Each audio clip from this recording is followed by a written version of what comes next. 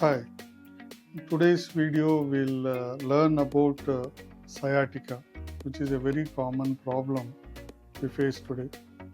So, what is sciatica and what are its symptoms? Sciatica is a common man term. So, whenever there is a disc problem in the lower back which prolapses out or protrudes out and touches the nerves, it causes intense pain in the legs. It starts from the lower back in the gluteal region and the back of the thigh coming to the calf and feet. So this type of pain coming from the lower back till the legs, we term it as sciatica. It means that previously they used to think that sciatic nerve gets compressed, that's why we call it as sciatica. The symptoms might vary person to person. Sometimes the pain is only in the gluteal region, sometimes pain is more in the calf, sometimes its entire limb is painful. This is what sciatica means. So what are the causes for this sciatica, or what contributes this sciatic symptoms? Normally 90% of the time it is because of the problem in the lower back spine, especially the disc. Either it prolapses out because of acute trauma or it can come out due to degeneration. This presses the nerve, causing sciatica. The other causes are elderly patient where the part of degeneration, the disc or the facet joints or the bone extra growth from the vertebra causes narrowing of the canal and causes symptoms of sciatica. Very rarely it might be because of the tumors, patient can have a sciatic symptoms. So how do you differentiate between a sciatica and other causes of back pain?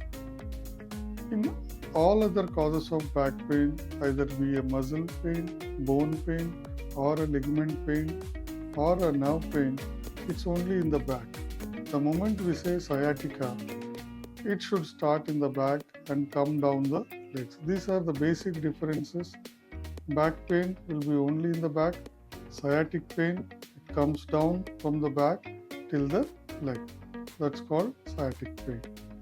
So once diagnosed with sciatica, what are the steps we take for the management? Any patient with sciatic symptoms who comes to any doctor or a primary physician, first the clinical examination is done just to assess where is the pain coming from. Is it in the lower back, in the mid back, or in the upper back? If it is from the lower back, on clinical examination, we can come to a diagnosis. Probably there is something compressing the nerve in the lower back causing sciatic symptoms. If symptoms are mild, then we just treat them with medicines, rest, and some physiotherapy. If symptoms are very severe or patient is not getting better with simple rest, medication, or a physical physiotherapy, then we go for some advanced tests.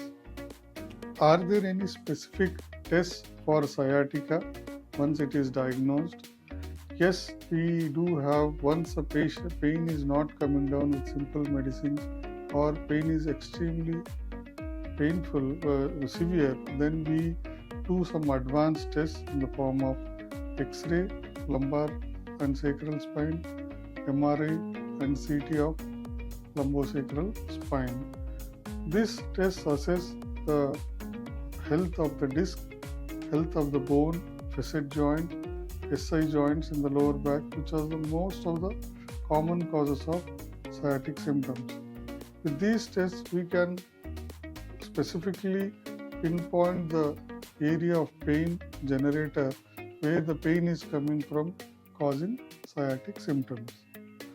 What lifestyle adjustments do we need to make to alleviate these sciatic symptoms? Once we diagnose a patient having a sciatic symptoms clinically and do some tests and diagnose if patient has a mild disease, moderate disease or severe disease. First comes is the lifestyle modification.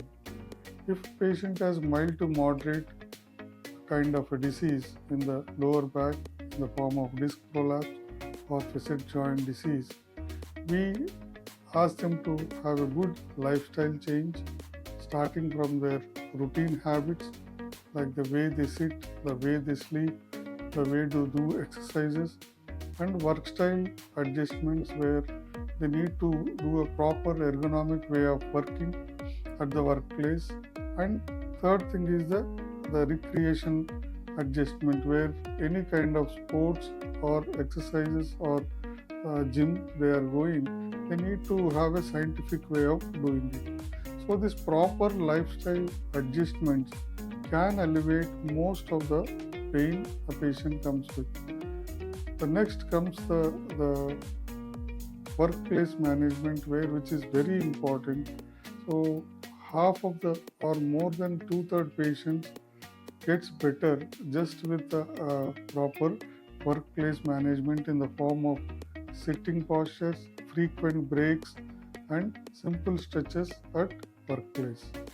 After that we teach them simple exercises where they are mostly extensor exercises where bending backwards so that the disc is in proper position, not getting aggravated, and they can strengthen the muscles. So the purpose of these exercises are to strengthen the lower back muscles and the core muscles where they can sit, stand or work for longer hours.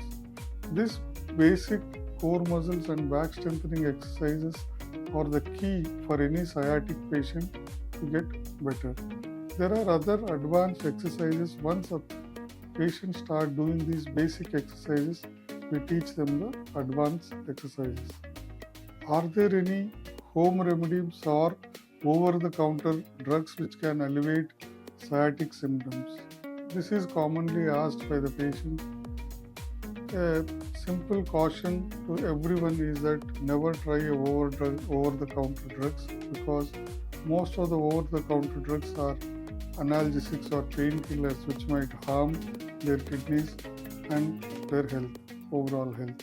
So always a proper clinical consultation should be taken before starting any medical treatment. Home remedies in the form of just hot water bag fomentation, rest and gentle stretches will help most of the patients. When should I seek a professional help or a medical help and what are the options?